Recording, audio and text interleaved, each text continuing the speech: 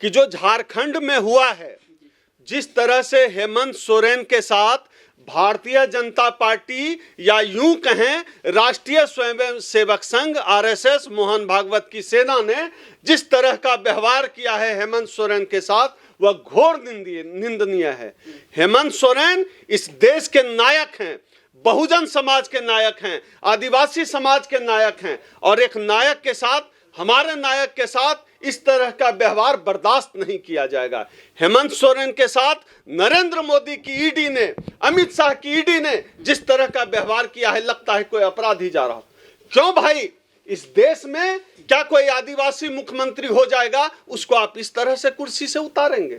असल में इसके पीछे का जो पूरा जो इनका क्रोनोलॉजी होता है, उसको ऐसे समझिए, ये सरकार मनुवादियों की सरकार है। ये सरकार दलितों, पिछड़ों, आदिवासियों को सिर्फ अपनी सेवा करते हुए देख सकती है। इस सरकार को लगता है, आप देखकर सोच कर देखें ना, इस देश के प्रधानमंत्री ही आदिवासी को बनवासी कहते हैं। बनवासी कहते हुए शर्म नहीं आती? आदिवासी कहते हुए शर्म क्यों आती है? आदिवासी कहिए, मूल निवासी कहिए, और उनके पैरों के नीचे जो संपत्ति है, जो संसाधन है, जो कोयला है, जो सोना है, जो हीरा है, उससे पूरे देश की अर्थव्यवस्था टिकी हुई है। उनके कोयले से हमारे घरों में बिजली चलती है। ये बनवासी कहना बंद करें प्रधानमंत्री। और जो ये पूरा इनके मन में जो कंसेप्ट है, या जो मनुवादी कंसेप्ट है कि जो है आदिवासी बनवासी हैं, जंगल में रहे, पत्ता लपेट के रहे, वह जो क्या नाम है, तिहारी सुधीर तिहारी क्या नाम है, सुधीर चौधरी तिहारी चौधरी।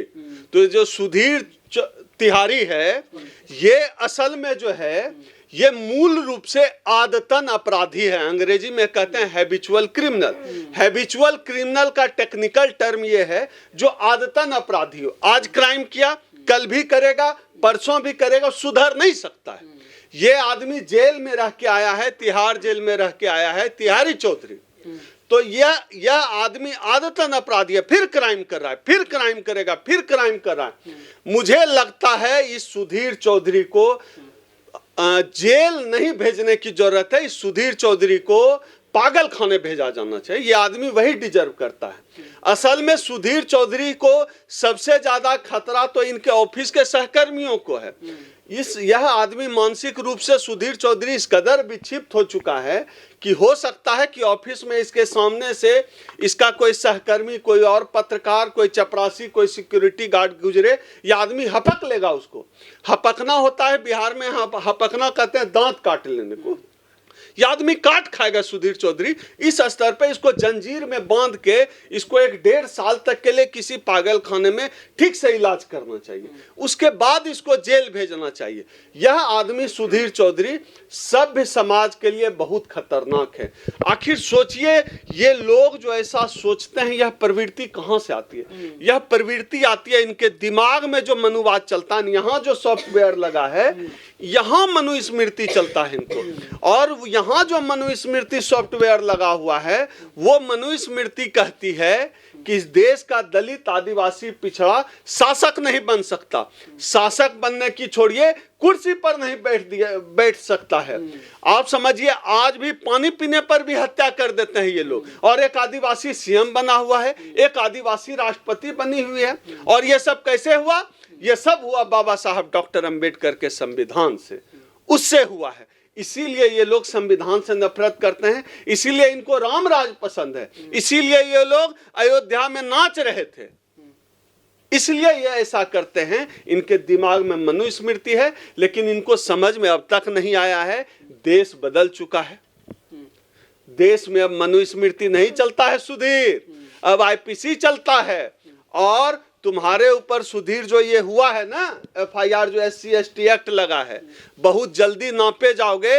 आज तुम्हारी सरकार है तो तुम बचे हुए हो, लेकिन यह सरकार कोई अमृत का घूंट पीकर नहीं आई है।